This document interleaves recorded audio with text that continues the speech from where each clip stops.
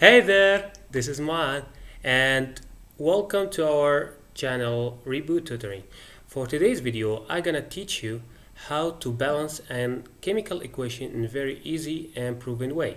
Let's get started. The first question or the first equation we have is hydrogen reacts with oxygen to form H2O, water. So balancing basically means to have atoms in the left of the reaction equals to the atoms to the right of the reaction. How are we gonna know this step by step? So first, how are we gonna solve these kinds of questions, balancing? So most of cases can be solved by this order, which is our first thing we search for metals, then non-metals, hydrogen atoms, and oxygen atoms. Then we repeat until we get the equation or whole equation balanced. So let's start with this example. Hydrogen plus oxygen give us H2O. We have two atoms on the left, as you can see here, two atoms on the left of hydrogen and two atoms on the right. So it's balanced for now. Because we search for metals first, there's no metals. Non-metals, there's no non-metals. Hydrogen atoms, so we start with H2 and it's balanced for now. Let's go for oxygen. Oxygen, two atoms on the left and one on the right. So we have to balance oxygen. As you can see, oxygen on the left have two, and here's one. And this is, as you can know, this is a subscript of the molecular atom, so it means that we have two oxygen, and we cannot play with this because it change the identity of the molecule or the atoms. So all I can do is to change the coefficients beside all of these. So we have two here and one here, so all we have to do is to multiply it by 2. If we multiply it by 2, so you're gonna have 2 multiplied by 1 here, so we have 2 oxygen on the right and 2 on the left. So it's balanced.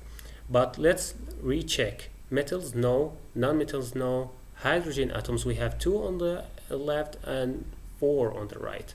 So we have to rebalance hydrogen by multiply it by 2 in the coefficients. And let's rebalance it again. 4 on the left for hydrogen, 4 on the right for hydrogen, 2 on the left for oxygen, and 2 on the right for oxygen, and it's fully balanced. This is an easy question. Let's go to another equation or example. Alright, we have the same procedure.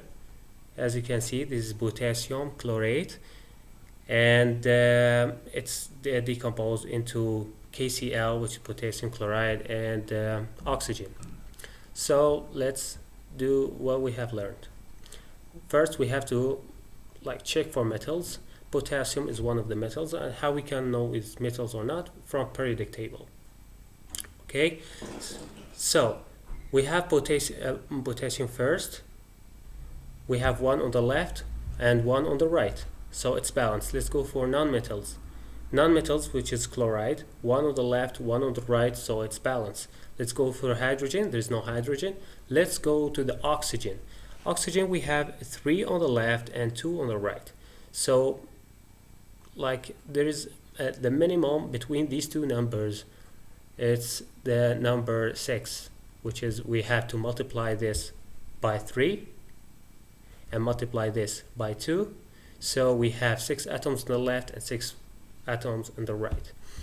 So first we multiply by 3, we have 6 atoms on the right. We have to recheck. We have 3 on the left, we have to multiply by 2. So we have to recheck now from beginning. Metals, we have 2 on the left and 1 on the right. So we have to rebalance potassium, which is the metal. So we have 2 and we have 1. We multiply by 2, sorry. And we have 2 for potassium, 2 for chlorine, and 2 for chlorine. And 6 atoms of oxygen on the left and 6 on the right, so it's fully balanced. It's done. So let's go to the final one, which have a little bit trick, and we can solve it in much easier way.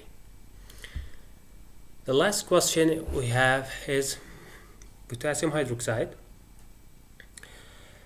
plus H3PO4, I forgot its name, which is phosphoric acid, I think. And we give us K3PO4 and H2O. Okay, so we have to recheck, like we have to balance this equation, but first, like the trick here is we have PO4,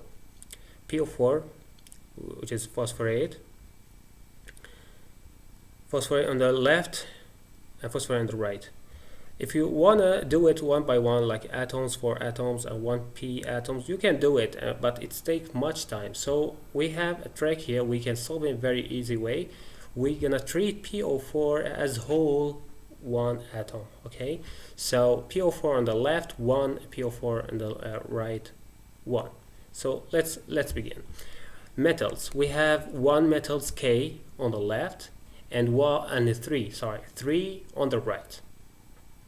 So we have 3 on the right and 1 on the left, so have to multiply potassium by 3, right?